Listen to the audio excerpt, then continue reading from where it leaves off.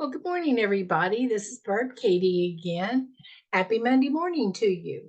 This is actually something that I'm recording a little bit early because I find myself in Milwaukee, Wisconsin today for the top sport meeting. And I wanted to be sure I got a message off to you before the day gets really, really busy. We'll be starting our board meeting here in just a little bit. And I wanted to give you a shout out and let you know what was up with me.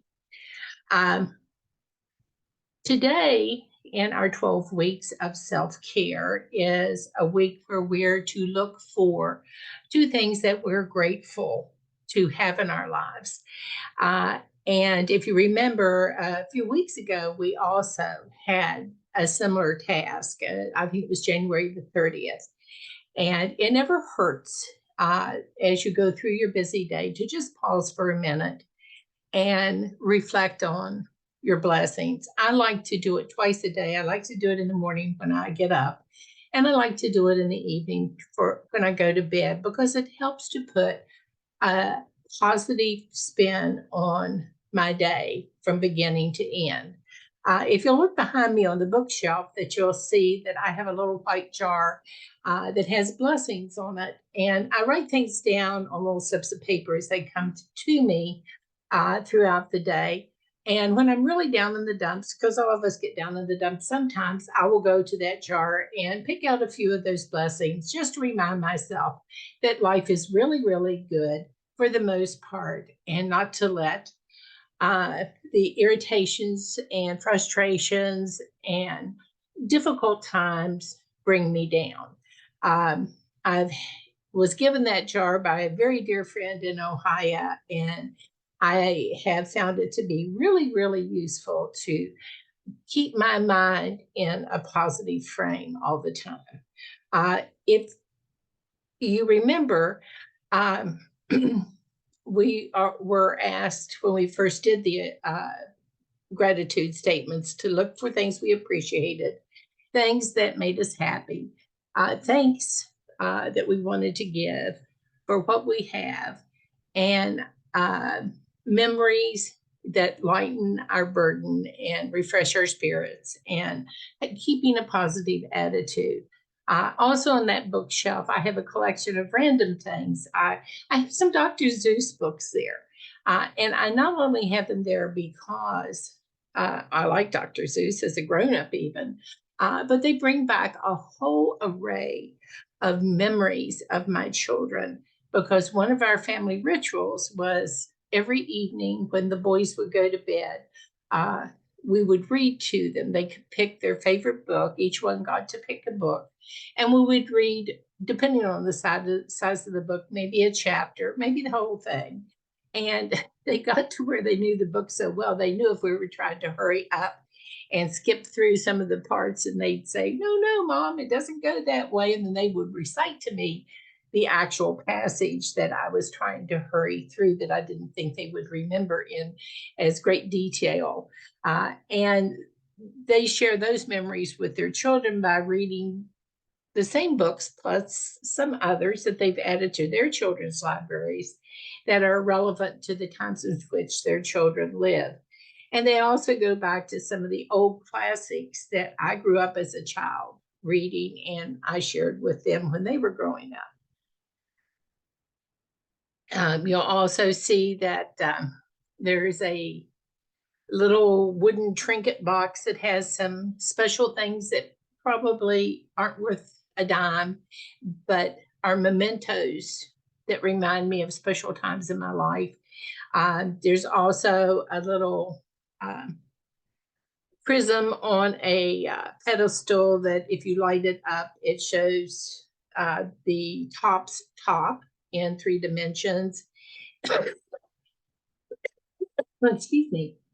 And then right on the very edge, you can barely see the little blue edge showing that's a commemorative plate that was made for the 50th anniversary of Tops that I was lucky enough to be able to purchase when I went to IRD that year. And my goodness, it seems hard to believe that this year is our 75th 25th anniversary of Tops. Wow, that is just remarkable. Most of us weren't even alive then when Mrs. Mann set out to start our organization. And here we are, still helping and caring and supporting each other in this challenging mission we have before of us of living our best, healthiest life and dealing with our weight in the best way we possibly can.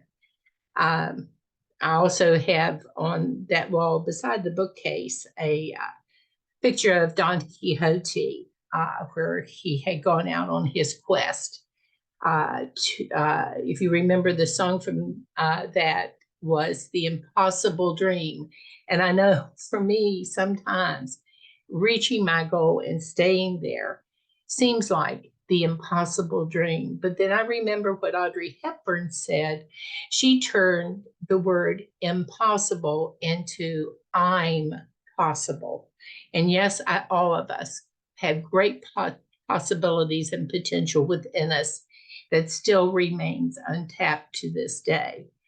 And then down below it is a black and white picture from Ansel Adams, which pleases me. You know, the power of his photographs in black and white speak to me, you know, in stark realities in ways that sometimes color pictures don't do. And then you can't see it, but beside that picture is a picture of 3 little sparrows. And that picture reminds me of my Aunt Ethel, because my mom had a very difficult life, and her sister, my Aunt Ethel, lived with us and helped my mom rear us to be the people we became. And she literally dedicated her life to my mother and to us.